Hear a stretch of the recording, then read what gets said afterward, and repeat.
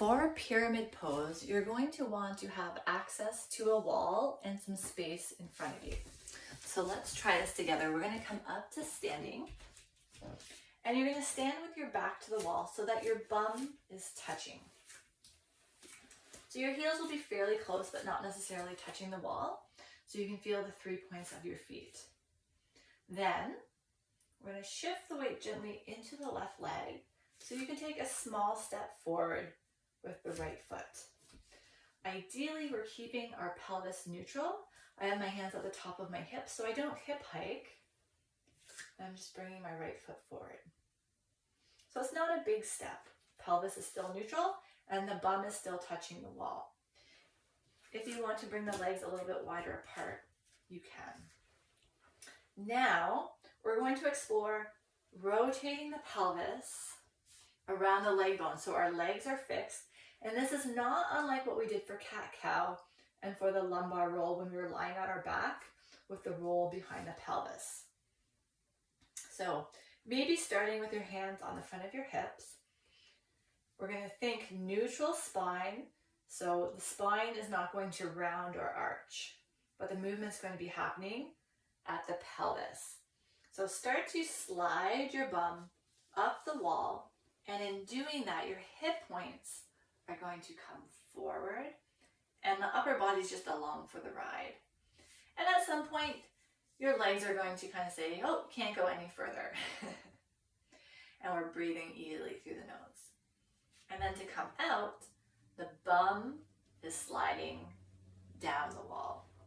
Sometimes I find it helpful to have one hand at the front and one hand at the back so I can feel the tilting motion. So I'll show you what it looks like from the side.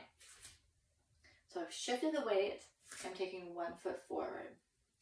And then the action is sliding the bum up the wall. So our front hip point is moving towards the thigh, neutral spine, and then coming back up. We shouldn't be rounding the spine or pushing the head forward.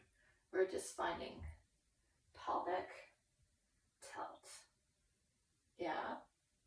So let's try it again one more time against the wall. We've got the right leg forward. And it's like the pelvis is pouring out forward. If our belly was liquid, we would be pouring out of the bowl of our pelvic floor. And we're just finding this tilting motion. Maybe you can get really quiet with this movement. Maybe you can sense some of the musculature in the pelvic floor. Maybe there's a change in pressure or tension, or maybe you don't notice anything at all. That's okay. I'm just kind of planting some seeds for what might be possible for you. And then when you come forward this time, let's pause there and bring the palms together. I just have my thumbs touching my chest. And we're going to keep the hips and the legs as they are and turn your breastbone to the right, so towards that front leg. We're exploring a little bit of a twist, and you might also experience that as rotating the ribs. So either turning the breastbone or rotating the ribs to one side without overutilizing the arms or the shoulders. And we can hold that twist. And you might be able to feel something from your ribs down to your pelvis. And that's the effort of our obliques that are responsible for the rotation. Then we can rotate back to center, slide the bum down to bring us back up, and then slide the right leg back. So we're going to come back to balance, feeling the 3 points of the feet, bum touching the wall.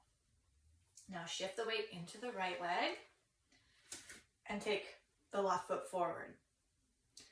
Bum slides up the wall, and we're hinging through our hip creases, neutral spine, and then slide the bum down to bring you back up. Now your movement might be smaller. It doesn't have to be big. It's going to be different depending on what's going on in your body.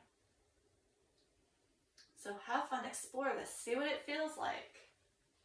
If there's pain or tension somewhere, what happens if you go a little bit smaller or a little bit slower? How is your breath?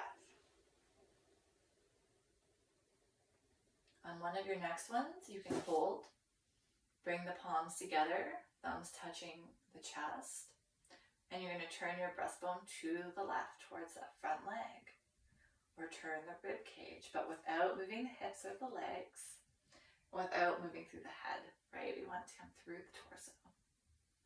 And you can hold it for a few breaths. You might feel some effort through your sides of your waist, or maybe even your hip. And then you'll come back into reverse, sliding the bum down. And then we can slide the left leg back. Step away from the wall. Feel yourself in standing. Notice how your feet are connecting with the ground. Notice how your pelvis is positioned. Notice how your breath is, or how energy is moving. Do you feel grounded? Do you feel lighter? Do you feel expansive? Do you feel confused? What's going on in there? Notice it all. Feel free to jot it down, because it's always nice to have a baseline from our first practice to our next one, to our next one, to our next one, so we can see how things change and shift over time. All right? Have fun exploring, and I'll see you in our final practice of today's workshop.